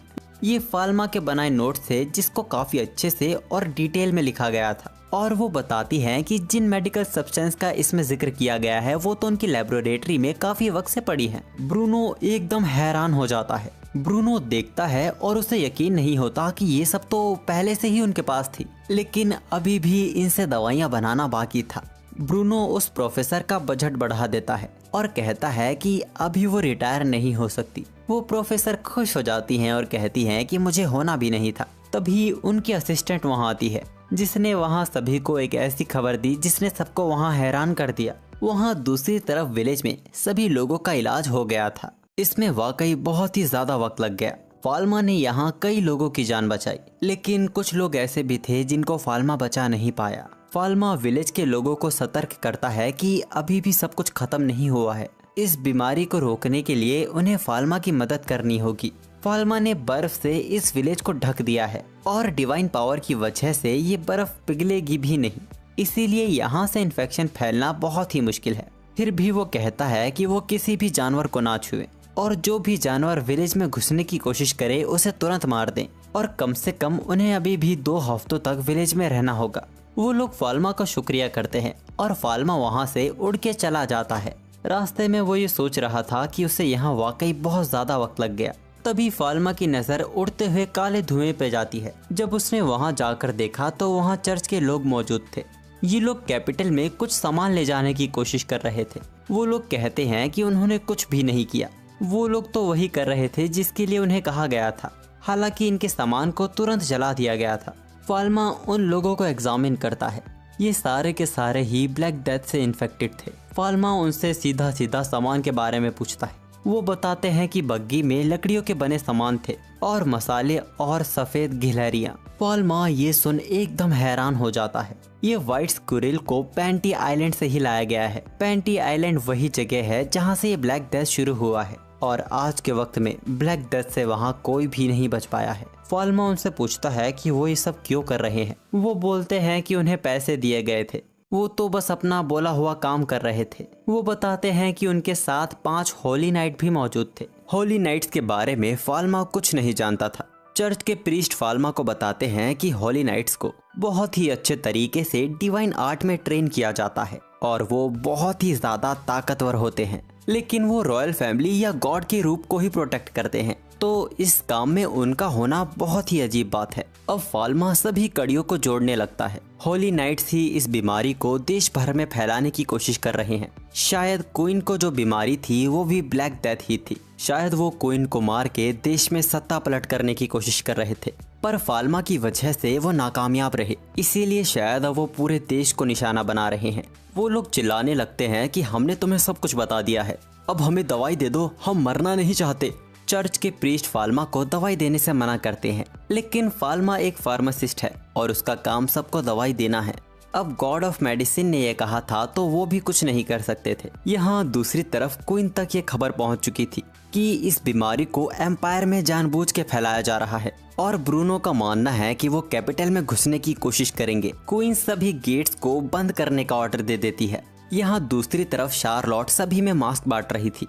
पैरी भी इंस्पेक्शन का काम कर रहा था, पर तभी उसे पता चलता है कि ब्लैक डेथ आ रहा है, सभी को आइसोलेट करना होगा। उसी वक्त कैसल का दरवाजा तोड़ के कैसल में हॉली नाइट घुसाते हैं। वहाँ अपने आप को बचाने के लिए भगदड़ मच जाती है। पैरी दवाइयों को बचाने की कोशिश कर रहा था। गार्ड्स हॉली नाइट से लड़के उन्हें रोकने की कोशिश करते हैं, लेकिन हॉली नाइट्स के सामने उनका कोई मुकाबला ही नहीं था। हम देखते हैं कि हॉली नाइट्स वहाँ एक बॉक्स खोलते हैं जिसके अंदर व्हाइट स्क्विरल मौजूद थी। वो अपने डिवाइन आर्ट से वहाँ एक टोर्नेडो क्रिएट करते हैं, जिसकी वजह से सारी स्क्विरल पूरे शहर में फैल जाती है। मौत के करीब से बचा पैरी जब उसे पता चलता है कि हॉली नाइट्स ने पूरे कैपिटल में स्क्विरल्स को छोड़ दिया है, वो तुरंत वहाँ से भागकर गार्ड्स के पास जाता है।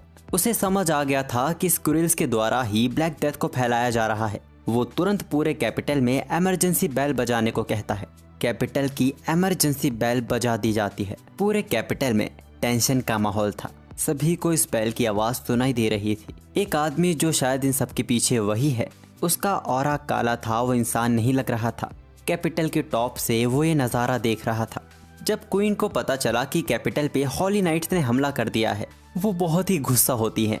लेकिन जब पूरी बात पता चली कि वो बस 5 हैं, तो ये काफ़ी हैरान कर देने वाली बात थी। क्वीन उन्हें कुचल देने को कहती है, पर तभी ब्रूनो वहाँ सारी बात बताता है। ब्लैक डेथ बीमारी जिन शिप से यहाँ आई है वो नेदरलैंड से है, और जैसे हालात अब तक उनके सामने आए हैं, इससे जाहिर होता है कि ये जानबूझ के ये बीमारी फैलाई जा रही है। क्वीन बहुत हैरान होती है, उन्हें इसके पीछे की वजह समझ नहीं आ रही, क्योंकि नेदरलैंड के साथ उनके रिश्ते बहुत ही अच्छे थे और सिर्फ 5 होली नाइट्स के साथ हमला करना ये कुछ समझ नहीं आ रहा। ब्रूनो को लगता है कि ब्लैक डेथ फैला नहीं है, बल्कि ब्लैक डेथ को बनाया गया है। ब्रूनो याद दिलाता है कि 3 साल पहले एक फार्मासिस्ट नेदरलैंड गया था, उसको कॉमनर बना दिया गया था। उसमें काबिलियत थी एक अच्छा फार्मासिस्ट बनने की। उसने इलाज करने के कई तरीके खोजे थे, लेकिन एक दिन उसे जिंदा इंसानों पर एक्सपेरिमेंट करते हुए पकड़ लिया गया। ये कदम इंसानियत के बिल्कुल ही खिलाफ था। चर्च के लोगों ने उसे पकड़ लिया और उसके डिवाइन आर्ट को सील कर दिया। उसे उसकी यूनिवर्सिटी से भी बाहर निकाल दिया गया था। ब्रूनो बताता है कि वो जहाँ तक जानता है वो कई सारे वायरस पर रिसर्च कर रहा था। सभी लोग वहाँ सोचने लगते हैं कि आखिर वो शख्स था कौन। वो शख्स था ब्रूनो के स्कूल का कॉलेज का दोस्त कैमस। ब्रूनो वहाँ कहता है कि वो कैमस को रोकेगा और उसे खत्म कर देगा। यहाँ दूसरी तरफ गार्ड सफेद गिलहरियों को कैपिटल में फैलने से रोकने की कोशिश कर रहे थे और कई गार्ड्स होली नाइट्स को भी रोकने की कोशिश कर रहे थे, लेकिन वो हर एक चीज में नाकाम थे। होली नाइट्स बहुत ही ताकतवर हैं, उनके पास डिवाइन आर्ट है। लेकिन तभी वहाँ सैलमन आता है जो अपने होली मैजिक से सभी होली नाइट्स को पकड़ लेता है। यहाँ टेम्पल गार्ड्स और हेड प्रीस्ट को देख होली नाइट हैरान होते हैं। सैलमन कहता है, गॉड की दी हुई शक्तियों से गॉड के खिलाफ जाना ये बिल्कुल भी माफ नहीं किया जाएगा। सैलमन डिवाइन पावर का यूज करता है और सभी होली नाइट्स को कैप्चर कर लेता है। यहाँ दूसरी तरफ शार्लोट और सेड्रिक बड़े ही परेशान थे। शार्लोट पूछती है कि अब हमें क्या करना चाहिए। तभी वहाँ कहीं पास धमाका होता है। शार्लोट कहती है कि हमें दवाइयों को बचाना चाहिए और वो बोलती है कि फाल्मा की फार्मेसी यहीं पास में है, वहाँ बहुत ही खतरनाक दवाइयाँ मौजूद है। अगर उन्हें कुछ हो गया तो पूरे कैपिटल पर तबाही आ सकती है। बस यही सोचकर शार्लोट घबराने लगी थी। सेड्रिक कहता है कि वो उसे खतरे में नहीं डाल सकता। अगर शार्लोट को कुछ हो गया तो फाल्मा को बहुत बुरा लगेगा। दुखी शार्लोट वहाँ प्रार्थना करने लगती है। तभी उसे आसमान से एक रोशनी जाती दिखती है। फाल्मा कैपिटल वापस लौट आया था। उसे कैपिटल ऐसी हालत में दिखेगा उसने इसकी कभी उम्मीद नहीं की थी। फाल्मा अपनी डिवाइन आई से पूरे कैपिटल को देखता है। कैपिटल में ब्लैक डेथ काफी तेजी से फैल रहा था, पर वो ये देख ज्यादा घबरा जाता है कि ये स्क्विरल नहीं, उड़ने वाली स्क्विरल हैं, जिन्हें पकड़ना और उन्हें मारना एक बड़ी चुनौती होगी। वो उठ रहे काले धुएं की तरफ जा रहा था। तभी उसे अपने फादर ब्रूनो दिखाई देते हैं। हम देखते हैं कि होली नाइट्स को हरा दिया गया है और अब वहाँ के गार्ड्स उनसे उनका असली मकसद पूछते हैं। वो पूछते हैं कि वो ब्लैक डेथ को क्यों फैलाने की कोशिश कर रहे हैं। होली नाइट कहते हैं कि वो ब्लैक डेथ के बारे में कुछ भी नहीं जानते। उनसे जो कहा गया वो बस वही कर रहे हैं। वो बताते हैं कि उनके लोगों को बंदी बना लिया गया है। उनके पीछे एक ऐसा शख्स है जो पलक झपकते ही 1000 लोगों को मार सकता है। ब्रूनो उस होली नाइट से पूछता है, क्या वो एक आंख वाला आदमी है जिसके नीले बाल हैं और उसके चेहरे पर जलने का निशान है। होली नाइट एकदम हैरान हो जाता है क्योंकि ब्रूनो एकदम सही कह रहा था। होली नाइट वहाँ अपना दम तोड़ देते हैं। उन्होंने अपना काम कर दिया है। उन्हें उम्मीद है कि अब उनके लोगों को छोड़ दिया जाएगा। ब्रूनो इनका अंतिम संस्कार करने को कहते हैं। फाल्मा ब्रूनो से पूछता है कि क्या वो जानते हैं कि इसके पीछे कौन मास्टरमाइंड है। ब्रूनो बताते हैं कि एक ऐसा फार्मासिस्ट जिसके पास दिल नहीं है, कैमस, जो अब एक शैतान बन चुका है। इमरजेंसी बेल को रोक दिया जाता है, जो देख शार्लोट बहुत ही ज्यादा खुश होती है। जिसके बाद वो फाल्मा की फार्मेसी की ओर दवाइयों को बचाने जा रही थी। यहाँ दूसरी तरफ होली नाइट्स का इज्जत से अंतिम संस्कार किया जाता है। सबको लग रहा था कि अब सब कुछ कंट्रोल में है, लेकिन तभी फाल्मा को एक अजीब एहसास होता है। वो अपनी डिवाइन आई का यूज करता है। उसे एक काली परछाई दिख रही थी। फाल्मा बिना कुछ बताए वहां से भागने लगता है। ब्रूनो भी समझ जाते हैं और गार्ड्स को कहते हैं कि घंटी बजाते रहो, कैमस यही मौजूद है। वो अपने एक्सपेरिमेंट का नतीजा अपनी आंखों से देखने आया है। यहाँ दूसरी तरफ शार्लोट देखती है कि फार्मेसी की खिड़कियां खुली हुई है। उसे लगता है कि फाल्मा वापस आ गया है। सेड्रिक फार्मेसी का लॉक खोलता है और शार्लोट अंदर चली जाती है। तभी सेड्रिक सोचता है कि दरवाजा बंद है तो खिड़कियां कैसे खुली हुई हैं। उसे समझने में देरी हो गई थी। दवाइयों के रूम में शार्लोट फाल्मा को ढूंढती है, लेकिन वो देखती है कि यहाँ कोई भी नहीं है। अब उसे वहाँ डर लग रहा था। वो खिड़कियां बंद करने जा रही थी, तभी सेड्रिक वहाँ आता है। उसने शार्लोट को डरा दिया था, लेकिन तभी सेड्रिक जमीन पर गिर जाता है और अब वो शख्स शार्लोट की तरफ बढ़ रहा था।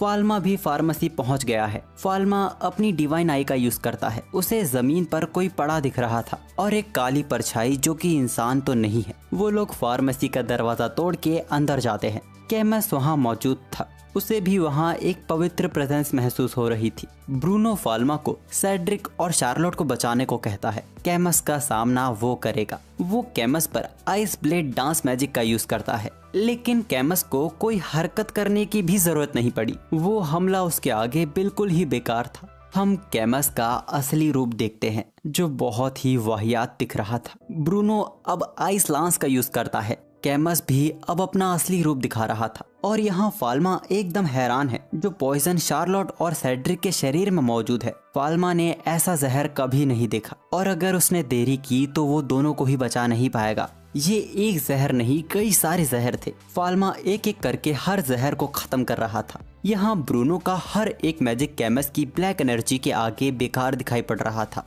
बल्कि अब वो ब्रूनो को एक तरफा कर रहा है। यहाँ फाल्मा को भी बहुत ज्यादा वक्त लग रहा है, लेकिन आखिरकार वो दोनों के शरीर से जहर को खत्म करने में कामयाब रहा। यहाँ ब्रूनो कैमस के आगे एकदम बेबस हो गया था। कैमस कहता है, इंसान बहुत ही खूबसूरत होते हैं जब वो बीमारी से मरते हैं। जिसके बाद वो ब्रूनो को लात मार के दूर फेंक देता है और फाल्मा की लेबोरेटरी से एक बोतल निकालता है। वो कहता है, जो खास इंसान बीमारी से लड़ सकते हैं वो आने वाले इंसानों की प्रजाति को ताकतवर बनाते हैं। बीमारियों से लड़ते हुए इंसान ही इस दुनिया को खूबसूरत बनाते हैं। वो फाल्मा की लेबोरेटरी की तारीफ करता है, जहां ऐसे ऐसे जहर मौजूद हैं जिनका स्वाद चखना इंसानों का बाकी है। फाल्मा उस दवाई को गायब कर देता है। कैमस शॉक हो गया। फाल्मा कहता है कि वो इनको एक्सपेरिमेंट नहीं कह सकता जिनका कोई यूज नहीं है। तुम इकलौते हो जिसकी बीमारी को ठीक नहीं किया जा सकता। शार्लोट को हल्का होश आता है। वो फाल्मा को देखती है और कहती है कि वो दुखी दिख रहा है। वो कैमस को एक पंच मारता है। कैमस कहता है कि तुम मुझे समझ क्यों नहीं पा रहे हो, तुम भी तो मेरे जैसे हो, आखिर तुम सच्चाई को अनदेखा क्यों कर रहे हो। वो फाल्मा की तरफ 2 जहर की बोतल फेंकता है और सवाल करता है कि क्या बस वही है जो इस दुनिया के काम करने के तरीके को समझ सकता है। फाल्मा दोनों बोतलों को गायब कर देता है। वो कहता है कि मुझे भी कोई समझ नहीं पाता था, जल्द तुम्हारे साथ भी ऐसा होगा, तुम भी मेरी तरह शैतान बन जाओगे। फाल्मा का हाथ बहुत तेजी से चमकने लगता है। वो एक और पंच मारते हुए कहता है कि वो लोगों को ठीक करना चाहता है। वो दोनों फार्मेसी को तोड़ते हुए बाहर आ गए थे। फाल्मा एक और पंच मारता है और कैमस जमीन पर चित हो जाता है। वो अपनी छड़ी से कैमस के अस्तित्व को ही मिटा रहा था। हम देखते हैं कि उस छड़ी से अनबिलीवेबल होली पावर निकल रही है, जो कि पूरे कैपिटल को घेर रही थी। इस चमक को हर कोई देख पा रहा था। सैलमन गॉड ऑफ मेडिसिन की इस ताकत को पहचान लेता है। छड़ी की उन ताकतवर शक्तियों में से एक प्यूरिफिकेशन पावर, जो हर एक बीमारी को खत्म कर देती है। फाल्मा अभी भी गुस्से में दिख रहा था। वो कैमस को बेवकूफ कहता है। ब्रूनो भी अपने दोस्त को उस इविल स्पिरिट से आजाद होते हुए देखते हैं। उन्हें इस बात की खुशी थी। शार्लोट फाल्मा को देख रोने लगती है और उसे गले लगाते हुए कहती है कि तुम्हारा स्वागत है। खैर, इसके बाद फाल्मा सेड्रिक और शार्लोट का इलाज करता है और अब ब्लैक डेथ की महामारी को भी कंट्रोल में कर लिया गया था। इसमें एलन ने भी अपना काम बहुत अच्छे से किया था। इन लोगों ने अब तक ब्लैक डेथ को ठीक करने के कई सारे तरीके ढूंढ लिए हैं। कंपाउंड गिल्ड की मदद से सभी में ये दवाइयाँ मुफ्त में बांटी जाती है, लेकिन बैरोन ने दवाई को लेने से इनकार कर दिया था। पैरी के जाने के बाद वो दवाई अपनी बीवी को पकड़ा देता है और अकेले में हम उसके चेहरे पे पछतावे को साफ देख सकते हैं। फाल्मा इस महामारी से सबको नहीं बचा पाया, लेकिन बहुत से लोगों को उसने बचाया है। फार्मेसी के ठीक होने का काम भी जोरों शोरों से चल रहा है। ब्लैक डेथ का डर लगभग कैपिटल से खत्म हो चुका है। 2 महीने बाद क्वीन भी डिक्लेयर कर देती है कि उनके कैपिटल से ब्लैक डेथ का अंत हो गया है। इस बात का जश्न पूरे कैपिटल में मनाया जाता है। अब तक फार्मेसी भी ठीक हो चुकी थी। आज उसके खुलने का दिन है। शार्लोट बहुत ही एनर्जेटिक दिख रही थी, जिसकी वजह से बाकी सब भी जोश में आ जाते हैं। वो कैंडी वाले अंकल फाल्मा से मिलने आते हैं। फाल्मा उन्हें पिछली बार के लिए शुक्रिया कहता है। सैलमन और पैरी भी उनसे मिलने आते हैं। वो कैंडी वाले अंकल शार्लोट के लिए तोहफा लेकर आए थे, जो देख शार्लोट खुशी से झूमने लगती है। खैर, फार्मेसी को खोला जाता है, जहां हम देखते हैं कि बाहर बहुत बड़ी भीड़ उनका इंतजार कर रही थी। और इस तरह इस एनिमे का अंत होता है। इस एनिमे की एंडिंग को काफी अच्छी तरीके से रखा गया है। लगता नहीं है कि इसका कोई अगला सीजन आने वाला है। क्या आप इस एनिमे की कहानी को बढ़ता हुआ देखना चाहते हैं? कमेंट बॉक्स में जरूर बताइएगा और चैनल को सब्सक्राइब करो यार। 85% लोग जो हमारी वीडियोस को अक्सर देखते हैं उन्होंने सब्सक्राइब किया ही नहीं है, तो ऐसा मत करो यार, चैनल को सब्सक्राइब करो। मिलते हैं जल्द एक और अच्छे से एनिमे की कहानी के साथ।